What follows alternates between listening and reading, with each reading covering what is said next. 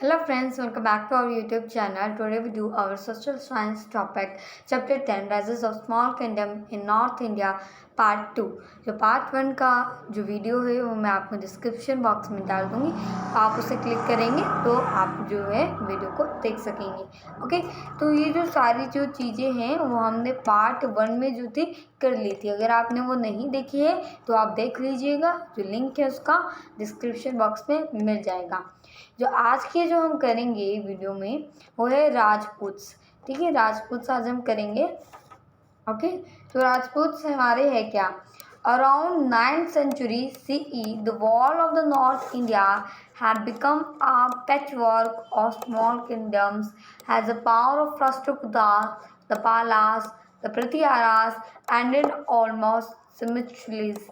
During the 10th century CE, three important developments took place in medieval period. तो ये कह रहा है कि 9th सेंचुरी के आसपास जो वॉल जो नॉर्थ इंडिया थी वो पैचवर्क हो चुकी थी छोटे छोटे किंगडम्स में। जो पावर थी राष्ट्रकूटास की, पालास की और पृथ्वीराज की, वो ऑलमोस्ट जो थी ख़त्म हो चुकी थी। और ड्यूरिंग 10th सेंचुरी के जो था सीई में तीन इम्पॉर्टेंट डेवलपमेंट्स हुई मिडिवल पीरियड में। Firstly, north India came in close contact with Western and Central Asia. Secondly, most of the kingdom came under the rule of Rajputs, who were constantly at war with one another. Finally, the constant war created political instability, which was the major cause of beginning of Turkish invasion in North India. तो पहली जो थी north India जो था contact, clause contact जो आ गया between किसके में, जो वेस्टर्न और जो सेंट्रल एशिया थी। सेकंड थी वो थी जो मोस्ट ऑफ द किंगडम थे, जो ज़्यादातर किंगडम थे, जो राज्य थे वो जो थे राजपूत्स के अंदर थे। ठीक है, राजपूत्स ने ले लिया था। जो who were constantly at war with one another, वो जो थे आपस में बिल्कुल वॉर करते रहते थे। और जो आखिरी थी जो वॉर के कारण, जो ज़्यादा ही लगातार वॉर के कारण लगातार जो है वो वॉर्स कर रहे थे, लड़ाई कर रहे थे, तो इससे पॉलिटिकल इंस्टेबिलिटी आई। और क्या हो गया, इसकी वजह से एक जो है Turkish invention in north India का जो था वो आने शुरू हो गए थे। The Rajputs played an important role in medieval period. जो राजपूत्स हैं जो इम्पॉर्टेंट रोल प्ले करते हैं हमारे मिडिवल इंडिया की जो हिस्ट्री है उसमें। They were famous for their bravery. और जो राजपूत थे वो अपनी ब्रेवरी के लिए, जो उनका जो ब्रेवरी थी उनके लिए बहुत फेमस थे। There is no clarity about the origin of the Rajputs. कोई clarity नहीं थी origin of Rajputs. The word Rajput means son of Raja, king. But all the Rajputs do not belong to royal family. जो word Rajput का जो meaning क्या होता है कि किसका, son of राजा, मतलब राजा का बेटा, किंग का बेटा। ठीक है, राजा का बेटा जो होता है राजपूत का मीनिंग। पर जो राजपूत थे वो रॉयल फैमिली से बिलोंग नहीं करते थे। ठीक है, राजपूत थे जो वो रॉयल फैमिली से बिलोंग नहीं करते थे। तो आगे चलते हम। Many Rajput families trace the origin to sun or moon and thus are known as Suryavanshi and Chandravanshi. मैंने जो राजपूत थे फैमिलीज थी ट्रेस करती थी ओरिजिन टू सन और मून, तो उन्हें कहलाया जाता था, इसलिए उन्हें कहलाया जाता था सूर्यवंशी और चंद्रवंशी रिस्पेक्टली। ठीक है, रिस्पेक्टली कहा जाता था उन्हें। Some historians believe that the Rajputs are the descendants to frozen tribes who had settled in India। जो हिस्टोरियंस का बिलीव है, मानते हैं, वो बिलीव करते हैं जो राजपूत थे वो descendants of frozen tribes who had settled in India। Okay, वो जो descendants frozen ट्रिप्स थे जो सेटल हुए इंडिया में। It also believe that the main 4 clans of Rajputs were born from 5 altars. ये भी बिलीव किया जाता है, ये भी माना जाता है कि जो 4 क्लोन है राजपूत्स के वेयर बॉर्न हुए, और उन्हें क्या कहते हैं हम, 5 अल्टर्स कहते हैं। ठीक है, hence they are also known as Agnikunj, उन्हें जो है अग्निकुंज भी कहा जाता है। There are Paramraj Malwa, Prithviraj Rajasthan Gujarat, Chauhans Ajmer, Chalukyas Gujarat. There were about 36 clan of Rajput. वो कौन से हो 4 मेन क्लॉन्स, तो वो है परमाराज जो मालवा से हैं, पृथ्वीराज जो राजस्थान गुजरात, चौहान्स अजमेर से, चालुक्यास गुजरात से, ये 4 है हमारे। और ये मतलब ये जो है कि 36 क्लॉन्स है राजपूत के, 4 तो मेन है और टोटल 36 क्या है जो है क्लॉन है राजपूत के। अभी सारों के तो नाम बताए नहीं भाई, जो पॉपुलर थे उनके नाम बता दिए। Okay, Chauhan dynasty enjoy a special place of precedence among और राजपूत क्लॉन्स। जो चौहान डायनेस्टी थी वो एक स्पेशल प्लेस पे थी, एंजॉय करती थी prestige among the Rajput clans. The Chauhan थे, The Chauhan kings ruled over Gujarat and parts of Rajasthan. जो चौहान के किंग्स थे वो जो राजा थे वो रूल करते थे, अपना जो था रूल करते थे गुजरात और सम पार्ट्स ऑफ राजस्थान, कुछ पार्ट्स जो राजस्थान के भी पार्ट्स पे वो करते थे। Prithviraj Chauhan was most powerful king among Chauhans. जो पृथ्वीराज चौहान था वो एक मोस्ट पॉपुलर जो था किंग था चौहान्स के बीच में। ही केम टू ट्रॉन 1177 CE 1177 सी। उसने एक थ्रॉन लड़ी थी 1177 CE में। ही मेड मैनी कंक्यूस्ट, उसने मेन किए थे many conquests. He also checks the advice made by Muhammad Ghori of Ghor, Afghanistan by defeating him at the battlefield of Tiran near Batinda।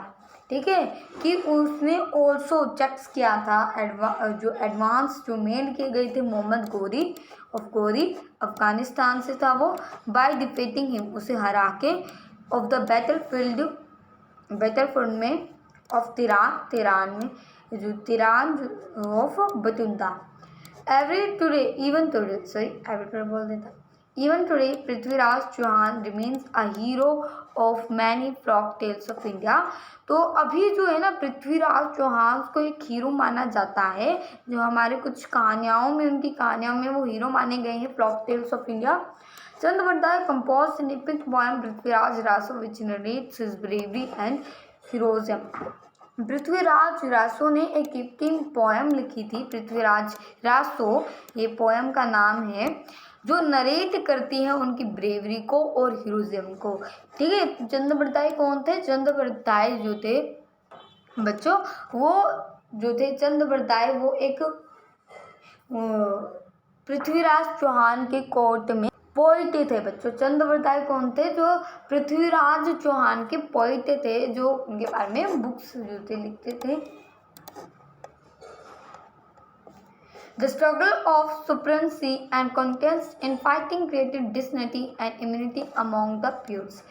जो struggle for supremacy contest in fighting created की disunity और इनमिटी among the puts, राजपूत्स। ये राजपूत से बच्चों, ठीक है।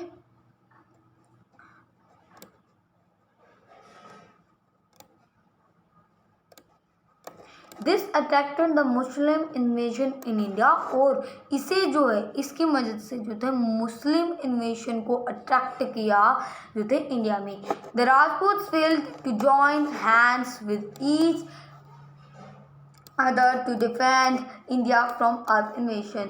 जो Rajput failed हो गए, ठीक है, कि जो अरब इन्वेशन आने तो थे भाई, आगे आप पढ़ोगे अरब इन्वेशन आए, दिल्ली सल्तनत हमारे इन्वेशन, मोहम्मद गजनी आया, मोहम्मद गोरी आया। आप नेक्स्ट चैप्टर आपके में आप पढ़ोगे मोहम्मद गजनी, मोहम्मद गोरी।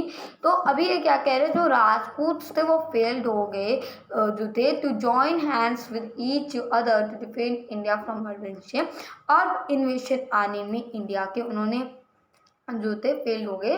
वो अरब इन्वेशन जो था आगे जो है वो उन्हें लाने मतलब ना आने में नाकाम हो गए, ठीक है। अब गवर्नेंस इन नॉर्थ इंडिया। तो अब देखो एडमिनिस्ट्रेशन कैसी थी। The king was all powerful in north India. जो किंग था वो पावरफुल था, जो था नॉर्थ इंडिया में। He was assisted by different officials. The empire was divide into province. जो वो असेंटेड था डिफरेंट ऑफिशियल्स में, जो एम्पायर था वो divided into provinces. Okay, the king was the head of military as well as the judiciary. जो king था वो हेड था मिलिट्री का, जो भी आर्मी थी उनकी, और जुडिशरी। ओके, ठीक है। जो किंग स्पेंड करता था high amount of money on building up strong आर्मीज। जो किंग था वो अपना जो ज़्यादातर पैसा था, अपना जो मनी थी, वो किस पे स्पेंड कर देता था, किस पे खर्च करता था? जो हाई बिल्डिंग के लिए, बिल्डिंग बनाने में स्ट्रॉन्ग आर्मीज। अगर स्ट्रॉन्ग आर्मीज होगी, ठीक है बच्चों, अगर स्ट्रॉन्ग आर्मीज होगी तो किंग जो फाइट करेंगे, जो वो फाइट करेगा तो वो हरा नहीं पाएंगे उसे, ठीक है। तो वो अपने जो स्पेंड करता था अपनी ज़्यादा money, high amount of money in building और स्ट्रॉन्ग आर्मीज में। इकोनॉमिक कैसी थी? There was a great economic disparity among different social classes. जो वहाँ पे जो था ग्रेट इकोनॉमिक डिस्पैरिटी थी अमॉन्ग डिफरेंट सोशल क्लासेस में। जो रॉयल फैमिली थी, high official and the trades where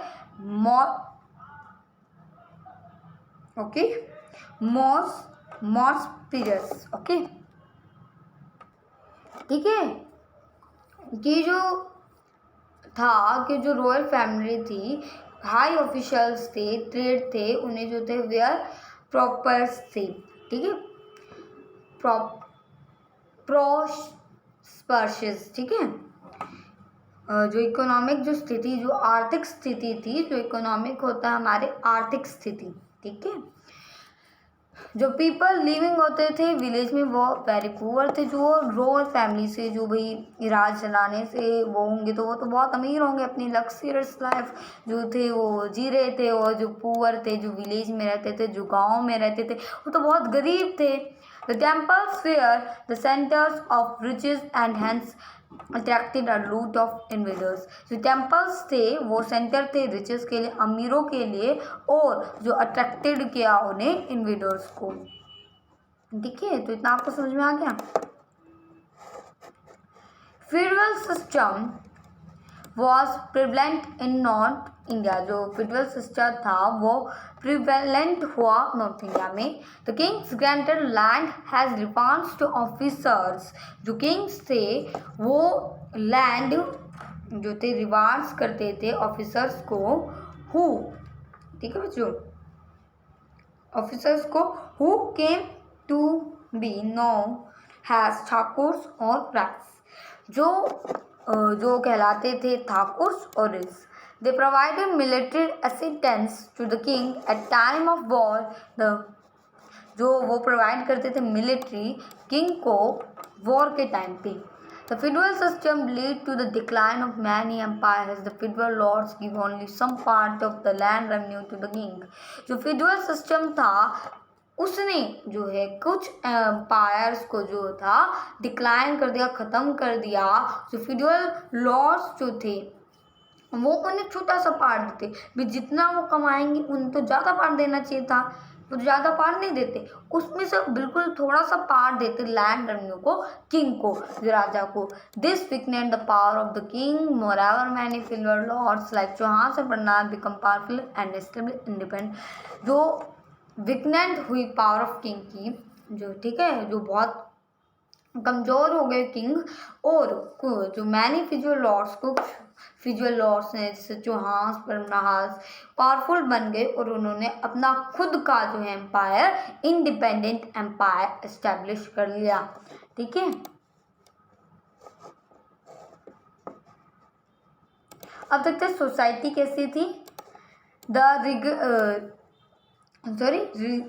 rigid caste system led to the division of Indian society. The rigid caste system था lead the division of Indian society.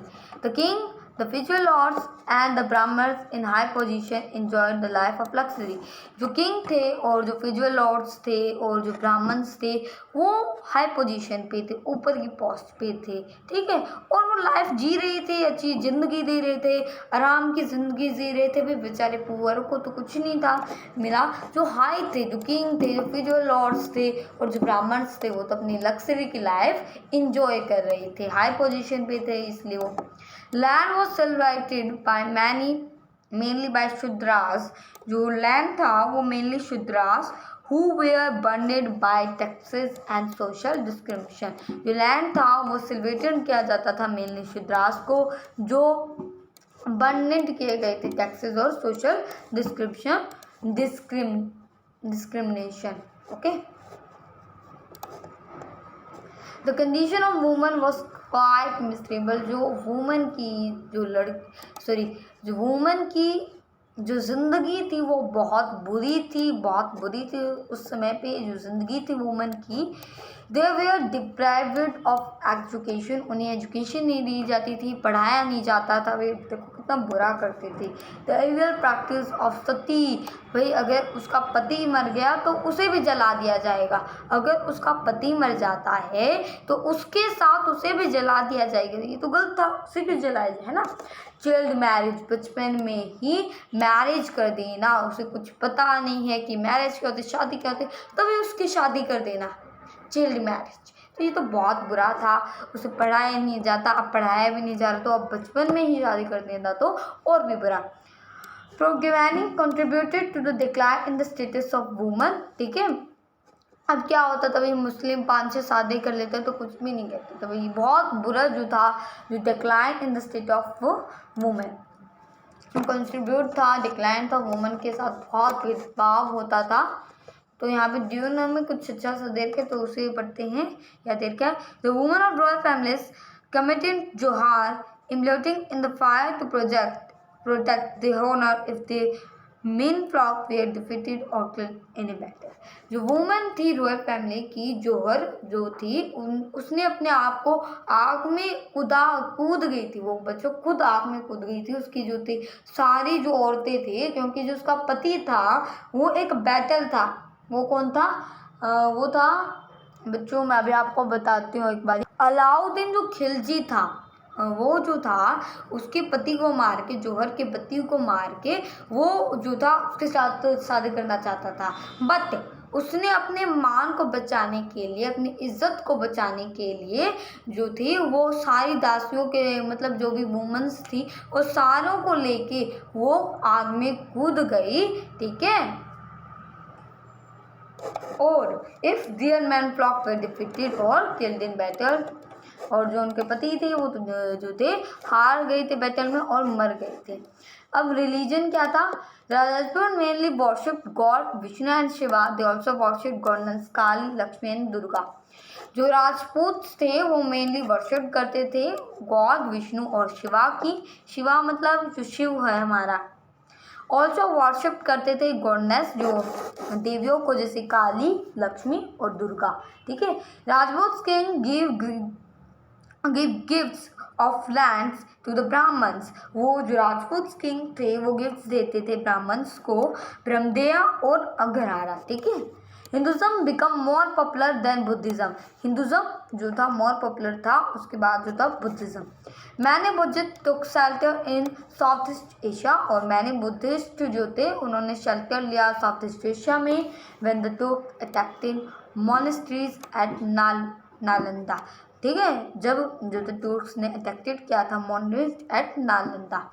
During this period, इस period के दौरान the bhakti saints preached devotion to God and opposed social discrimination और sophisticated manners, ठीक है। इस period के दौरान जो भक्ति सेंस थे वो कहते थे वे थे गॉड की पूजा करो, भगवान की पूजा करो, और सोशल डिस्क्रिप्शन में भेदभाव भी वही फैलाते थे, ये ऐसा मत करो, वैसा मत करो, वैसा मत करो, वैसा मत करो, ऐसा हो जाएगा, ऐसा करो था।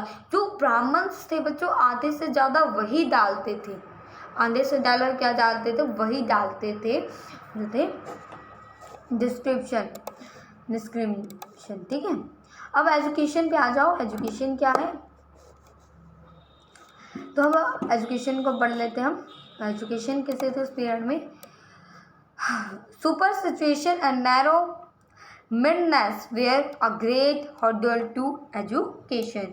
जो सुपर थी और जो नैरो मिडनेस थी वो ग्रेट हर्डल थी एजुकेशन में। The elementary education was limited to temples and monastery. जो एलिमेंट्री एजुकेशन थी वो लिमिटेड थी टेम्पल्स और मोनेस्ट्रीज में। जो यूनिवर्सिटीज थे हमारे नालंदा और Vikramshila located in Bihar become important centre in higher education. जो नालंदा यूनिवर्सिटी थी, जो आपको दिखा रखी है यहाँ पे नालंदा यूनिवर्सिटी हमारी है, और जो विक्रमशील यूनिवर्सिटी है, जब हमने ये पढ़ा था तो यहाँ पे हमने विक्रमशील यूनिवर्सिटी भी देखी थी। तो ये हमारी जो विक्रमशील यूनिवर्सिटी है ये हाई एजुकेशन जो थी यहाँ पे होती थी, हाई एजुकेशन के लिए मानी गई हैं।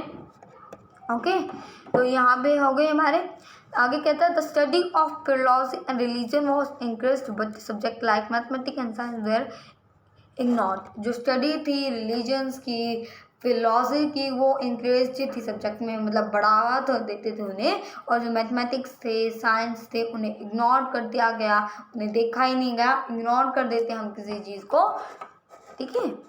उसी तरीके से इग्नोर होता है, जैसे आपको कहते हैं खाना खा लो, आप मम्मा कहते हैं आपको खाना खा लो, तो आप उसे इग्नोर करते हैं, आप उससे सुनते तो हैं पर उसका कोई जवाब नहीं देते, इग्नोर कर देते हैं।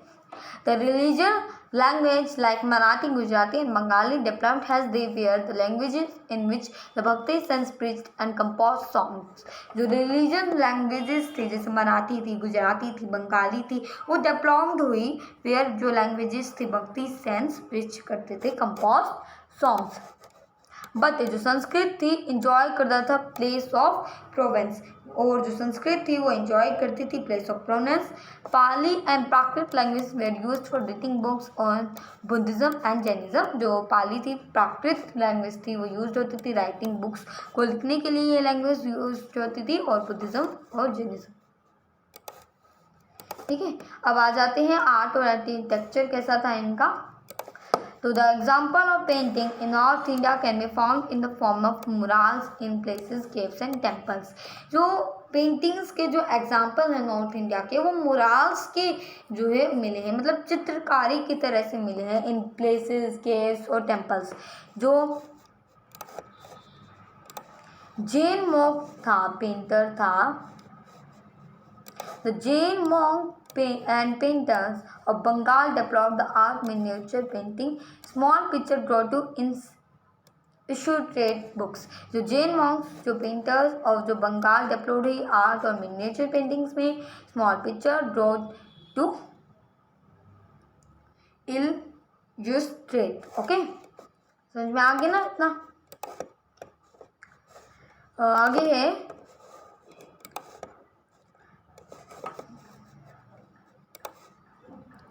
The Lingaraj and Mukteshwara temple at Bhubaneswar. जो लिंगार्च और मुक्तेश्वरा टेम्पल है वो भुवनेश्वर में है। ये लिंगार्च टेम्पल है, मैं आपका भी अच्छे से दिखाती हूँ इसे, ठीक है। तो ये आपका जो है ये पूरा लिंगार्च टेम्पल है। Sun Temple at Connaught are the fine example of architecture of the period from 8th to 11th century। जो सन टेम्पल है कन्नौर में, ये सन टेम्पल आपको देखा है, फाइन एग्जाम्पल आर्किटेक्चर और period from 8th to 12th CE तक। अब ट्रेड क्या थे, ट्रेड इन्वेंशन भी हम पढ़ लेते हैं। ओके, ट्रेड इन्वेंशन हमारे क्या थे। India developed trade relation with the countries of the east, south east, west and the central Asia and the European countries. जो इंडिया ने डेवलप किए थे ट्रेड रिलेशन, जो ईस्ट के साथ, साउथ ईस्ट के साथ, वेस्ट के साथ और सेंट्रल एशिया के साथ एंड द यूरोपियन कंट्रीज के साथ। This brought India into close contact with the development in other countries। ये brought करता था Indian to close contact with development to other country। The common feature in the political, social and cultural life in different parts about the people of India across them। Later on this proved to be a great bond for Afghan, Turks and Mughal rulers to establish their rule in India. जो common features थे political, social और cultural life में, culture, ठीक है, culture होता है संस्कृति, political राजनीतिक, इन डिफरेंट पार्ट्स ऑफ बाउट किए पीपल को इन इंडिया क्लोजर में। लेटर ऑन जो था ग्रेट बॉन आया फॉर अफगान, तुर्क्स, मुगल जो रूलर्स जो एस्टेब्लिश हुए इंडिया में, ठीक है, मुगल भी आए, आपको मुगल भी पढ़ोगे आगे आपके चैप्टर में आएंगे, तुर्क्स भी आए, अफगान जो अफगान से भी आए, ठीक है। तो इसी तरीके से हमारा चैप्टर ख़त्म होता है। होप कि आपको चैप्टर पूरा समझ में आ गया होगा, और जब पार्ट 1 की वीडियो मैं आपको डिस्क्रिप्शन में डाल दूंगी। तो बाय। अगर आपको ये वीडियो पसंद आई हो तो इसे लाइक शेयर करिएगा और हमारे चैनल को सब्सक्राइब करना मत भूलिएगा। तो बाय, थैंक्स फॉर वॉचिंग।